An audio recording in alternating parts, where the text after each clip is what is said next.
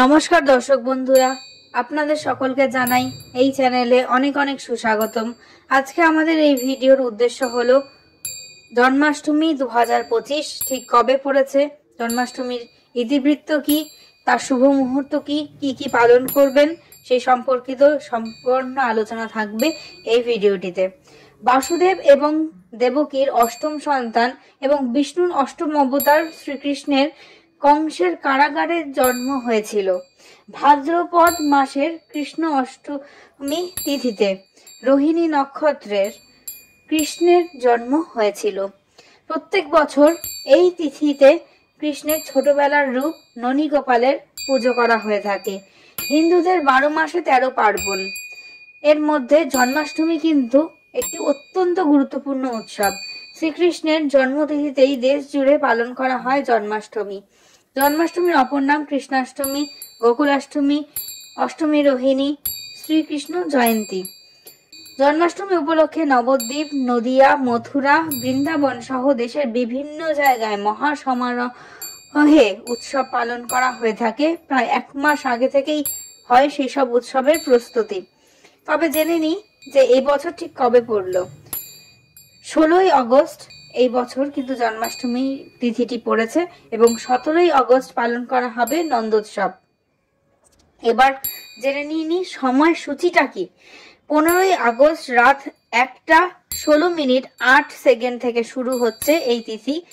16ই August রাত 10:48:03 পর্যন্ত থাকবে অষ্টমী তিথি।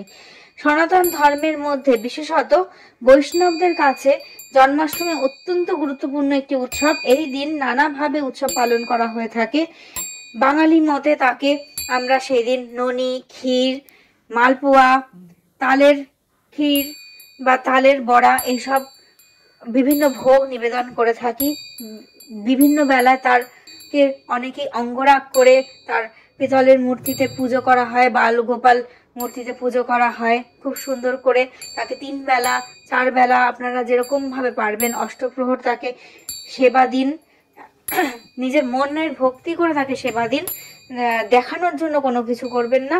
কারণ আপনার যে গোপাল বাড়িতে রয়েছে সে কিন্তু আপনার সন্তানের মতো, সুতরাং তাকে সন্তান স্নেহে তার জন্ম, আপনার নিজের সন্তানের জন্মদিন যেভাবে পালন করেন ঠিক সেরকম ভাবে আদর যত্নের করে তা নতুন পোশাক পরিয়ে ভালোভাবে চান করিয়ে ক্ষীর, ননি, দুধ, মধু, ঘি সবকিছু দিয়ে তাকে চান করান। খুব খুশি হয় কিন্তু আপনাদের এই ননী গোপাল সেই দিনটিতে।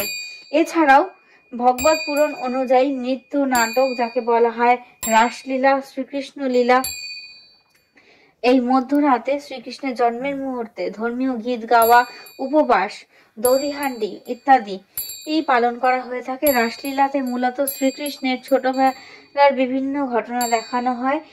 অন্যদিকে এই দহিহান্ডি প্রথায় অনেক উঁচুতে মাখনের হাঁড়ি রাখা হয়। অনেকে মিলে মানুষের পিরামিড তৈরি করে সেই হাঁড়ি ভাঙার চেষ্টা করে। যদিও এটা অবাঙালিদের মধ্যে বেশি প্রচলিত ছিল, আজকাল বিভিন্ন জায়গায় বাঙালিরাও এই নিয়ম পালন করে থাকেন। তামিলনাড়ুতে এই প্রথা উড়িয়াদি নামে পরিচিত। শ্রীকৃষ্ণের জন্মতিথিতে মধ্যরাতে তার মূর্তিকে স্নান করিয়ে কাপড় দিয়ে মুছে দোলনায় সাজানো হয় এবং দোলনায় তাকে দোল খাওয়ানো হয়।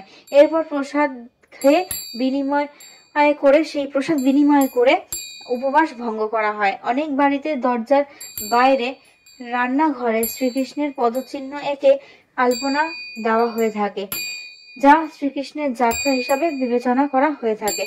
এইভাবেই পালন করুন এই জন্মাষ্টমী তিথিটি এবং সকলেই ভালো থাকুন, সুস্থ থাকুন এবং নিজের বাড়ির গোপালকে যেমন আপনারা ভালোভাবে দেখবেন তেমন ভাবে দরিদ্র দিন দুঃখীদের মধ্যেও কিন্তু কিছু খাবার, কিছু অন্য কিছু যদি আপনারা বিতরণ করতে চান সেটাও করতে পারেন, বস্ত্র সমস্ত কিছু দান করতে পারেন। তাতেও কিন্তু ভগবান বিষ্ণুর এই অবতার এবং ভগবান বিষ্ণু নিজে খুব খুশি হন। এবং আপনাদের সকলের জন্মাষ্টমী ভালো কাটুক। এই ভিডিওর উদ্দেশ্য তো এতটুকুই। যদি ভালো লাগে তাহলে অবশ্যই একটি লাইক করবেন, কমেন্ট করবেন, সাবস্ক্রাইব করে পাশে থাকবেন। এবং নন্দোৎসব কিন্তু পালন করা হবে ঠিক তার পরের দিন 17ই আগস্ট। যে কোনো সময় আপনারা পালন করতে পারেন, দুপুরে এর আগে ভোগ দেবেন। সেদিন আপনারা কিন্তু চালের ভোগ আপনাদের এই গোপালকে নিবেদন করতে পারেন। আর এইভাবেই আপনারা কাটান জন্মাষ্টমী। নমস্কার, ধন্যবাদ। ভুল ত্রুটি মার্জনা করবেন।